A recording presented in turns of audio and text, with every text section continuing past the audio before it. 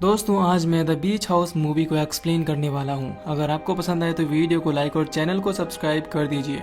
Now let's explain the beach house. कहानी शुरू होती है और हम एक ओशियन को देखते हैं जिसमें अर्थ के कोर से कुछ गैसें बाहर निकल रही हैं, वो भी काफी बड़ी लिमिट में। अब सीन शिफ्ट होता है और हम एक न्यू कपल को देखते हैं जिनमें लड़के का नाम रैंडल और लड़की का एमिली था। रैंडल वेकेशन मनाने के लिए एमिली को अपने डैड के बीच हाउस पर लाया था। यहाँ पहुंचकर वो एमिली को बताता है कि यहाँ आसपास काफी सारे घर हैं लेकिन उनमें कोई नहीं रहता और जब समर शुरू होगा तो सारे घर फुल हो जाएंगे। खैर दोपहर के टाइम जब एमिली बाथरूम में जाती है तो वो नोटिस करती है कि यहाँ का पानी कुछ अलग है, यानी वो नॉर्मल वाटर की तरह नहीं है। तभी उसे मिरर के पीछे कुछ दवाइयाँ मिलती हैं जिन्हें देखकर वो समझ नहीं पाती कि जब यहाँ कोई रहता ही नहीं है तो दवाई यहाँ कैसे। इसके बाद वो घर के किचन में जाती है जहाँ उसे खाने पीने का काफी सामान मिलता है जिनसे वो समझ जाती है कि जरूर यहाँ कोई रहता है। इसी बीच उसे घर में लेडी आती हुई दिखती है जिस वजह से वो उससे छिप जाती है। आगे वो लेडी किचन में बैठकर सी फूड ऑयस्टर यानी सीप के सेल खोलने लगती है। ये देखकर एमिली रैंडल के पास जाने लगती है और उसके चलेने की आवाज उस लेडी को आ जाती है। इधर एमिली रैंडल को बताती है कि घर में एक लेडी है। इसके बाद दोनों नीचे आकर उसे ढूंढने लगते हैं लेकिन वो लेडी इनसे छिपकर खड़ी हो जाती है, लेकिन फिर भी वो दोनों उसे देख लेते हैं और पूछने लगते हैं कि वो घर में क्या कर रही है। आगे उनकी बातचीत से पता चलता है कि वो एक दूसरे को जानती हैं। खैर अब यहाँ उस लेडी का हस्बैंड भी आ जाता है जिसका नाम मिच था और वो रैंडल के फादर का पुराना फ्रेंड था और वो उनकी मर्जी से ही अपनी वाइफ जैन के साथ यहाँ रह रहा था।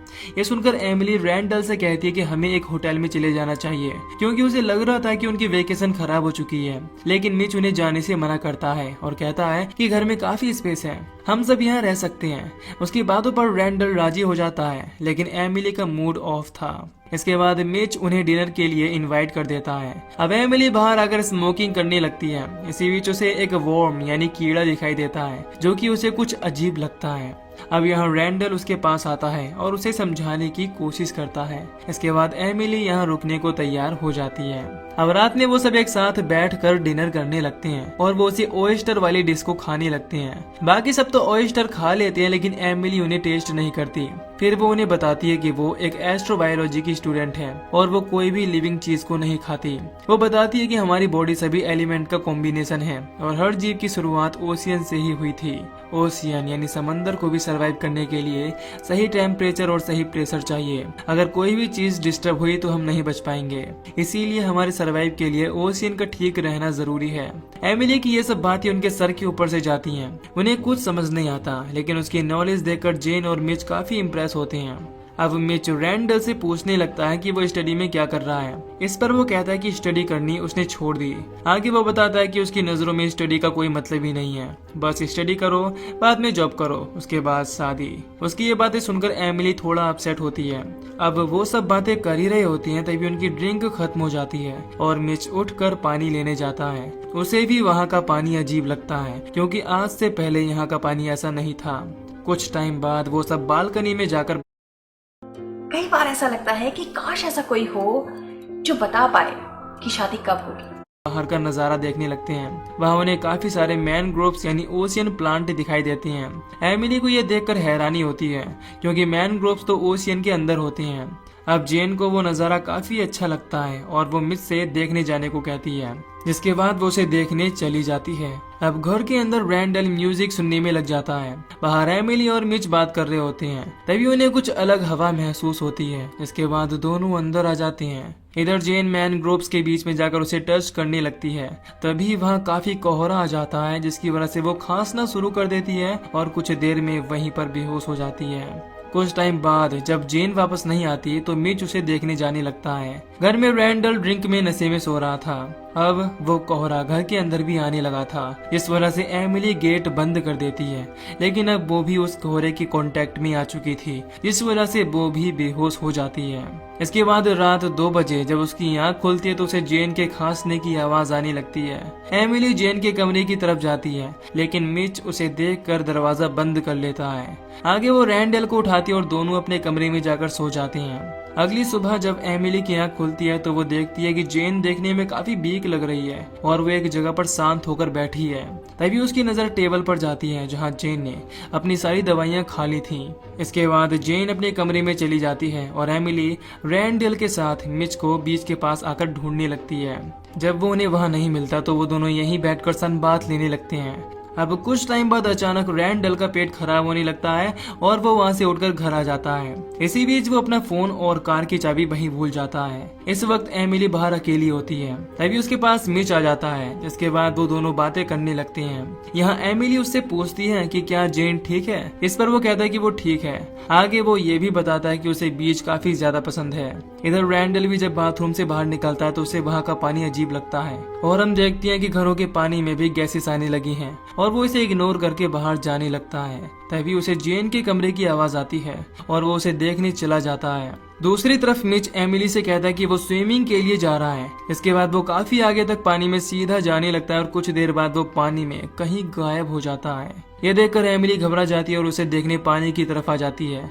वो मिच को भी आवाज लगाती है लेकिन तभी उसका पैर एक मरी हुई जेलीफिश के ऊपर आ जाता है और उसके पैर के अंदर एक वर्म यानी कीड़ा चला जाता है। ये देखकर वो बुरी तरह डर जाती है। साथ ही हम देखते हैं कि वहाँ किनारे पर काफी सारी जेलीफिश पड़ी हुई थी। असल में ये सब ओशियन के अंदर से निकलने वाली गैसेस की वजह से हो रहा था और गैसेस की वजह से ही पानी में रहने वाली फिशेस मर रही हैं और किनारे की तरफ आ रही हैं। यानी इस इन्फेक्टेड पानी की वजह से जो भी पानी यहाँ गैसेस के कांटेक्ट में आएगा वो भी इन्फेक्टेड हो जाएगा। उसका अपने माइंड पर कंट्रोल नहीं होगा। इसी वजह से ही मिच पानी में जाकर डूब गया। एमिली रैंडल को आवाज लगाने की भी कोशिश करती है लेकिन उस तक उसकी आवाज नहीं जाती। इसके बाद वो रेंगते हुए घर के अंदर आ जाती है। वो किचन में आकर अपने पैर पर स्पिरिट डालती है और एक कांटे की मदद से उस वर्म को बाहर निकाल देती है। फिर हम देखते हैं कि वो कोई वर्म नहीं बल्कि जेलीफिश का एक टेंटिकल है, जिससे हम समझ जाते हैं कि ये सब इन्फेक्शन की वजह से हो रहा है। आगे वो अपने पैर पर बैंडेज करती है और वहाँ से निकलने की तैयारी करती है। तभी उसे कमरे के बाहर रैंडल मिलता है जो कि रेंग रहा था। तभी पीछे से उसे जेन आती हुई दिखती है और वो देखने में किसी ज़ॉम्बी की तरह लग रही थी। एमिली रैंडल को लेकर घर के बाहर आ जाती है। अब वो जल्दी से घर के दरवाजे को बाहर से बांध देती है और वहाँ से जाने लगती है। इसी बीच जेन दरवाजे का कांच तोड़कर वहाँ आ जाती है। इधर वो दोनों एक दूसरे घर पर आकर मदद मांगने लगते हैं लेकिन उस घर में कोई नहीं था। इसके बाद दोनों घर के ही बाहर बैठ जाते हैं। तभी एमिली देखती है कि रात वाला कोहरा फिर से आने लगा है, जिस वजह से वो रैंडल से चाबी मांगने लगती है लेकिन कार की चाबी तो वो बीच पर ही भूल आए थे। तभी उनके पास एक आदमी आने लगता है और उसकी कंडीशन भी जेन की ही तरह थी। इसके बाद एमिली जल्दी से रैंडल को लेकर यहाँ से निकल जाती है। अब कुछ टाइम में रात होने की वजह से कोहरा काफी घना हो जाता है, इस वजह से रैंडल की तबीयत और खराब होने लगती है। काफी आगे जाने पर उन्हें एक पुलिस कार मिलती है। एमिली जल्दी से कार में आकर उसके रेडियो से पुलिस को कॉल करने की कोशिश करती है। उधर से एक आदमी उसे बताता है कि उनका किसी घर से बाहर रहना काफी खतरनाक है और वो जल्दी से खुद को घर के अंदर लॉक कर लें। आगे वो बताता है कि ये कोहरा नहीं है। इस पर वो उससे पूछती है कि तो ये फिर क्या है। इसके ठीक बाद उनकी लाइन कट हो जाती है। आगे एमिली रैंडल को लेकर एक घर तक आ जाती है और वहाँ की विंडो को तोड़कर खुद को और रैंडल को उस कोहरे से बचा लेती है। इसके बाद वो उसे लेकर घर के कमरे में आ जाती है और दरवाजे को लॉक कर देती है। यहाँ पर रैंडल को काफी प्यास लग रही थी। इसके बाद एमिली उसे घर का पानी नहीं बल्कि यहीं रखी बोतल का पानी पिलाती है। फिर एमिली यहाँ की टीवी को ऑन करती है, जिससे उन्हें पता चलता है कि ऐसा ओशियन के पास वाली सभी जगहों पर हो रहा है और सरकार ने इमरजेंसी अलर्ट शुरू कर दिया है। अब उन्हें वहाँ एक रेडियो भी मिलता है, जिससे उन्हें पता चल जाता है कि ये सब ओशियन से निकलने वाली गैसेस की वजह से हो रहा है। ये सब धरती के काफी हीट होने की वजह से हो रहा है। ये सुनकर वो दोनों काफी परेशान हो जाते हैं। फिर एमिली घर के बेसमेंट में जाती है, जहाँ उसे 2 ऑक्सीजन के सिलेंडर मिलते हैं। ये देखकर उसे थोड़ी राहत मिलती है, क्योंकि वो इसका यूज करके सुबह तक कोहरे से बच सकते हैं। इधर कमरे में रैंडल की हालत काफी खराब हो जाती है और वो उल्टियां करने लगता है। उसके अंदर से कुछ अजीब चीजें निकलती हैं। इसके बाद उसकी आंखों का कलर सफेद हो जाता है। इसका मतलब है कि वो भी एक ज़ॉम्बी बन गया है। इससे हम समझ जाते हैं कि ये सब रैंडल के साथ उन इन्फेक्टेड ओयस्टर खाने की वजह से हो रहा है। दूसरी तरफ बेसमेंट में एमिली को एक काफी घिनौना इंसान मिलता है, जो कि एक दूसरे आदमी को खा रहा था। उसके साथ ये सब इन्फेक्शन की वजह से ही हुआ था। ये देखकर एमिली उससे घबराकर दोनों सिलेंडर को लेकर वहाँ से ऊपर आ जाती है। वहाँ वो रैंडल को देखती है कि बोवी अब इन्फेक्टेड हो गया है। वो उसकी तरफ आने लगता है। इसके बाद एमिली ना चाहते हुए भी उस पर सिलेंडर से अटैक करके उसे मार डालती है। इसी बीच उसे एक कार की कीज भी मिल जाती हैं और वो उन्हें लेकर घर से बाहर आ जाती है। वो बाहर खड़ी कार में बैठती है और उस सिलेंडर से जुड़ा हुआ मास्क अपने चेहरे पर लगा देती है ताकि कोहरे से उसे प्रॉब्लम ना हो। अब वो कार को स्टार्ट करके कोहरे में ही आगे जाने लगती है। उसे आगे कुछ भी दिखाई नहीं दे रहा था। तभी कुछ टाइम में उसकी कार एक पेड़ में ठुक जाती है। इससे उसके चेहरे पर से मास्क उतर जाता है, जिस वजह से वो भी कोहरे के कांटेक्ट में आ जाती है। उसकी भी तबीयत खराब होना शुरू हो जाती है। इसके बाद हम अगली सुबह का सीन देखते हैं। इसमें एमिली इस वक्त बीच के किनारे पर लेटी हुई है। यहाँ वो एक ही बात को रिपीट कर रही थी कि डरना मत।